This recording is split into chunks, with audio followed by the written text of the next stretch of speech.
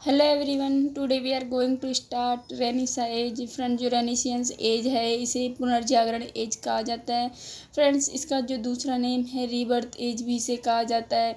और जो कि इसमें हमने फ्रेंड्स जो हमारे यहाँ पे वर्ल्ड हिस्ट्री थी उसमें थ्री पीरियड आए थे, एनिशियंट, मेडिवल और मॉडर्न।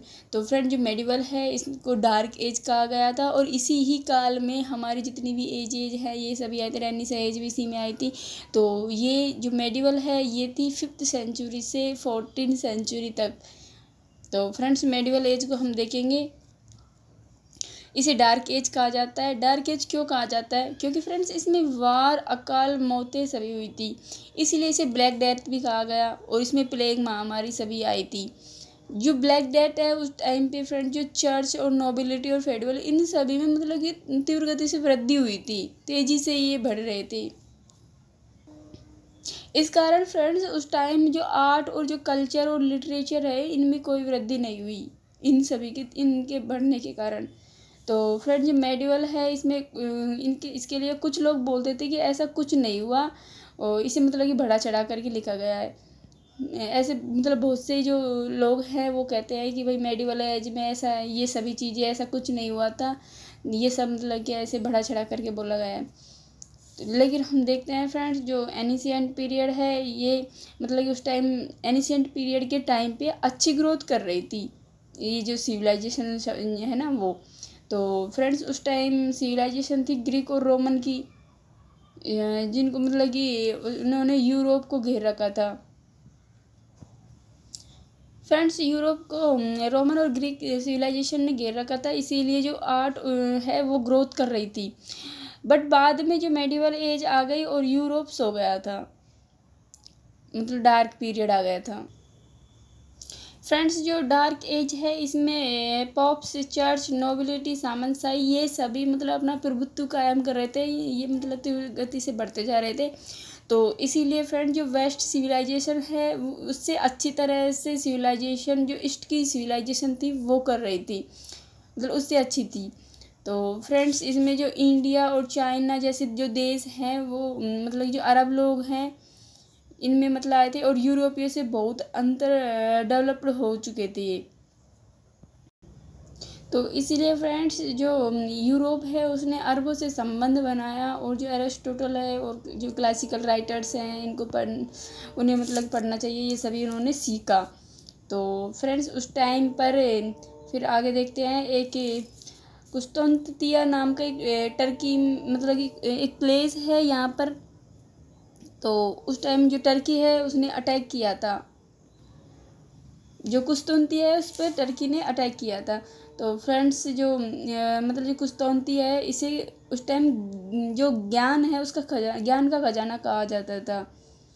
क्योंकि जो ग्रीक और रोमन है उस टाइम जो मैन्युस्क्रिप्ट हैं असलिपि वो सभी लाए थे। और फ्रेंड जो कुस्तुनती है उसमें जो उसके लोग थे वो यूरोप में भाग गए थे बाद में। तो और मैन्युस्क्रिप्ट भी लाए थे। तो फ्रेंड्स उनमें से जो एक व्यक्ति है जिसका नाम था कार्डिनल, जो कार्डिनल है वो अपने साथ में 800 मैन्युस्क्रिप्ट्स इटली में लाया था।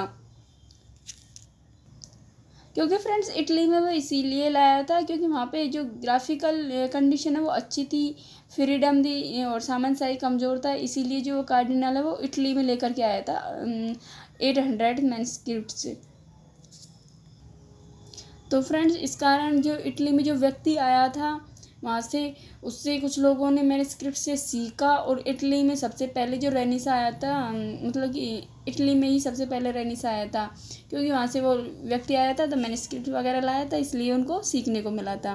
फ्रेंड्स बाद में जो कुस्तुनतिनिया है वो मतलब कि ज़मीनी रास्ता मतलब उनका ब्लॉक हो गया था। फ्रेंड्स जो ज़मीनी रास्ता है उसके ब्लॉक होने के कारण जो यूरोपियन है कुस्तुनतिनिया के वो इंडिया और चाइना जैसे देशों में नहीं जा सकते थे व्यापार के लिए और ऐसी चीज़ों के लिए। तो यूरोप इसलिए यूरोपियनों ने मतलब कि बोट और जहाज़ का आविष्कार कर लिया था, क्योंकि वो ज़मीनी रास्ते से तो वो जा नहीं सकते थे। तो इसीलिए उन्होंने सोचा कि भाई पानी से तो जा सकते हैं, तो इन्होंने बोट और जहाज़ बनाना स्टार्ट कर दिया। फ्रेंड फिर से वो इंडिया का फिर जो यूरोपियन है उन्हें इंडिया का पता चला, क्योंकि उन्होंने मतलब कि वहाँ पे आना ज़रूरी समझा था। इंडिया के बारे में पता चलने के बाद में जो फर्डिनेंड है मैगलिन वो फर्स्ट मतलब पहली बार आया था। फ्रेंड्स ये मतलब ये क्वेश्चन भी बहुत इंपॉर्टेंट है। ये भी पूछा जाता है कि यूरोपियन से इंडिया में आने वाला पहला व्यक्ति कौन था, तो वो था फर्डिनेंड मैगलियन। ये जो कोलंबस और वास्को डी गामा है इनसे पहले आया था फर्डिनेंड मैगलियन। तो बाद में फिर ये कोलंबस और वास्को डी गामा आए थे। अब फ्रेंड जो इटली है उसमें जो ग्रीक व रोमन है उनसे जो मैन्युस्क्रिप्ट्स हैं वो मिली और रेनिसा आया। फिर उसके बाद में इसमें जो इटली है वहाँ पे एक प्लेस था फ्लोरेंस, जो फ्रेंड्स वो फ्लोरेंस है जो इटली का व्यापारी केंद्र कहा जाता था। तो मतलब फर्स्ट बार यहीं पे आया था। अब फ्रेंड्स जो वहाँ की इटली की जो राइटर है डेंटे एलिगिरी रेनिसा मतलब इनको रेनिशा अग्रदूत कहा जाता है। बाद में एक पैट्रिच आगे लेके आया, मतलब इसको आगे लेके जाने वाला कौन था, पैट्रिच नाम के एक राइटर था, वो लेके गया था। फ्रेंड्स ये अच्छे से याद रखना कि भाई इटली में जो राइटर थे वो कौन था, रेनेसां लाने वाला डेंटे एलिग्रीनी था। और फिर उसको बाद में आगे कौन लेके गया था, तो वो था पैट्रिच। जो पैट्रिच है वो आगे लेकर के गया था। फ्रेंड्स जो दंते और पैट्रिच थे इन्होंने जो होमर और वर्जिल नाम के जो क्लासिकल राइटर्स थे उनकी स्टडी की थी दंते और पैट्रिच ने। फिर फ्रेंड्स इनकी डिस्कवरी करके जो ग्रीक और रोमन राइटर्स हैं उनकी रीडिस्कवरी करी थी इन्होंने। जो एनिशियंट एज और मॉडर्न एज है इन दोनों के बीच में रेनिशा एक ब्रिज का काम किया था।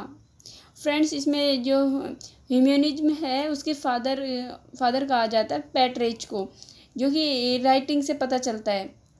फ्रेंड इसके बारे में कुछ मतलब कि ऐसे कन्फर्म पता नहीं, लेकिन राइटिंग से पता किया गया कि जो ह्यूमनिज्म है इसके फादर पैट्रिच हैं।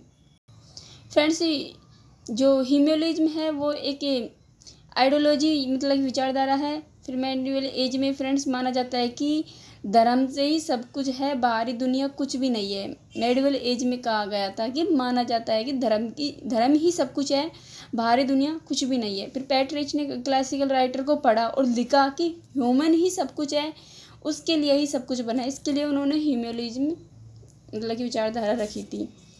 तो फ्रेंड्स इसमें एक फिलोसोफर आता है जिसका नाम है रॉजर बेकन आए थे। इन्होंने इसका विरोध किया, प्रिंसिपल दिया, principle of rationalism.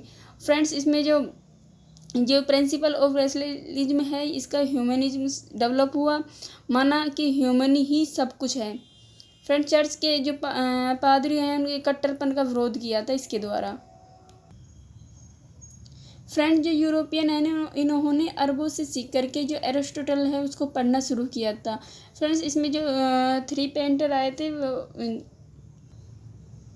First Leonardo da Vinci, माइकलैंजेलो और राफेल। फ्रेंड्स जो माइकलैंजेलो है इसका नाम टी.एस. इलियट ने अपनी जो पोइट है love song of a Alfred Prufrock इसमें मतलब लिखा है। और रेनेसांस है फ्रेंड्स इसमें पेपर और जो पेंटर है वो पेंटर आर्ट ये दोनों आ चुके थे। और पैट्रिच है वो फ्रेंड्स इसकी एक कमी थी। तो उनकी कमी क्या थी कि इन्होंने जो इटालियन लैंग्वेज है इसको मतलब कि नहीं अपनाया और जो लैटिन लैंग्वेज है इसी पर ही फोकस किया था, इसलिए ये इसकी कमी मानी जाती है। फ्रेंड जो रेनिशा है वो इटली में मतलब कि जो फ्रांस से ली गई थी, फ्रांस से पहला था वेस्टर्न यूरोप से नॉर्थ यूरोप में। तो फ्रेंड रेनिशा है जो इटली में आया था सबसे पहले। ये भी पूछा जाता है कि सबसे पहले कहाँ पर, उसके बाद में फ्रांस से यूरोप के अन्य देशों में, फिर इंग्लैंड से फिर टूडे डायनेस्टी राज्य कर रही थी। तो उस टाइम पे भी जो यहाँ पर जो राज कर रहा था वो था हेनरी 8, ये यहाँ के राजा थे। शासनकाल में फ्रेंड्स एक व्यक्ति सर थॉमस मोर, यहाँ पे एक शासनकाल में एक व्यक्ति थे वो उसका नाम ये हेनरी 8 के समयकाल में जिसका नाम था sir Thomas More. Sir Thomas ने एक बुक लिखी थी जिसका नाम था यूटोपिया इसकी बुक का नाम है। ये भी इम्पोर्टेंट है इसका। फ्रेंड्स जो इंग्लिश रेनिशा है इसमें बहुत बड़ा नाम है सर थॉमस मोर का। इसने ये सबसे ज़्यादा फला फूला एलिजाबेथ के फर्स्ट टाइम पे। फ्रेंड्स उस टाइम हेनरी एट है इसकी बेटी थी एलिजाबेथ फर्स्ट। फ्रेंड इसने जो आर्ट लिटरेचर है ये मतलब सबसे ज़्यादा फला फूला था, स्पेशली लिटरेचर। तो इंग्लिश रेनिशिया लिटरेचर पर फोकस ज़्यादा था, जो सबसे ज़्यादा फला फूला। क्यों फ्रेंड्स ये आर्ट लिटरेचर? तो ये 1558 में इंग्लैंड क्वीन बनी थी एलिजाबेथ फर्स्ट। उस टाइम जो प्रोटेस्टेंट भी थे इसके साथ में, तो इसके एलिजाबेथ फर्स्ट के साथ में प्रोटेस्टेंट के साथ में आए थे स्पेन में। फ्रेंड्स स्पेन का और जो इंग्लैंड है ये दोनों उस टाइम पे दोस्त थे, फिर बाद में ये दुश्मन बन गया। क्वीन एलिजाबेथ गद्दी पर बैठने से पहले मतलब कि ये दोस्त थे, और उसके बाद में जो इंग्लैंड है स्पेन के मतलब एक दूसरे के ये दुश्मन बन गए थे। फ्रेंड्स जो 1558 में जो किंग थे फिलिपा सेकंड थे, और इन्होंने स्पेन से जहाज़ों का एक बहुत बड़ा बेड़ा इकट्ठा किया था।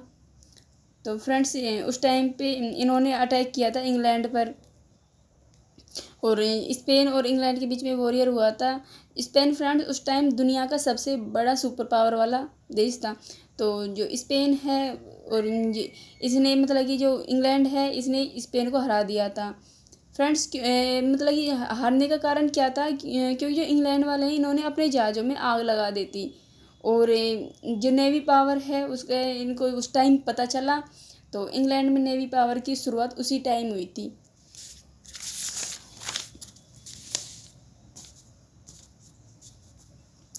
फ्रेंड्स उस टाइम इंग्लैंड जनरली स्टार्ट हुई, और पावरफुल नेवी और वे कैलोनाइजेशन, ये मतलब कि इन दोनों का यहाँ पे से जनवरी स्टार्ट हुई। और फ्रेंड जो इंग्लैंड की जो क्वीन एलिजाबेथ है उनकी शासन में शांति चाहती थी, और आर्ट को बढ़ावा दिया। इंग्लैंड में जो इंग्लैंड है इसने स्पेन को हराया तेज। तो इन्होंने मतलब कि एक बात इनको ऐसा लगा कि भाई तेज हवाएं भी चल रही थी, तो ये भी एक कारण है हमारे जीतने का। तो उन्होंने यह सोच करके उन्होंने जश्न मनाया, और भगवान से हमारे लिए मतलब हमारे लिए हवा चलाई है, ये मतलब ये बात सोची। और लिटरेचर उस टाइम जो लिटरेचर है उसने ग्रोथ किया और शांति बनी रही। Thank you friends.